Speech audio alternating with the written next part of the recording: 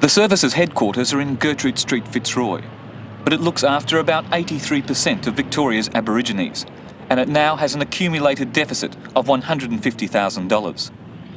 Since the service opened 8 years ago, it's been funded by the Department of Aboriginal Affairs.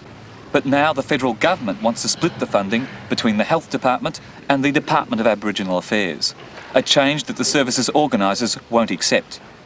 They fear that with the Health Department paying for medical staff and Aboriginal Affairs paying for the backup staff, cutbacks in Aboriginal spending could see control of the service being taken over by white medical staff.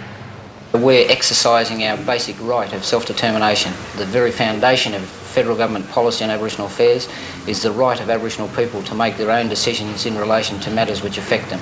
We're doing that. To deny us that right is to virtually admit that the Commonwealth Government's policy on Aboriginal affairs is in a complete shambles. Well, why do you think the government wants to make the change from the Department of Aboriginal Affairs? Very simply because this service has been very supportive of Aboriginal communities throughout Australia in their desires to set up and run their own community-controlled health services. We are being politically intimidated, if you like, because of our strong support for Aboriginal communities who desire to do this. We're being singled out, I suppose, because we are considered to be the most radical Aboriginal health service in Australia.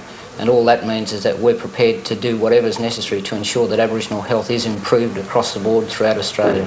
The funding problems have meant that its 32 staff, both medical and clerical, haven't been paid for 5 weeks. This has placed a massive burden on Aboriginal workers, who often have an extended family. It's these problems which could force the service to close its doors within about 3 weeks. This is Mike Sutherland reporting.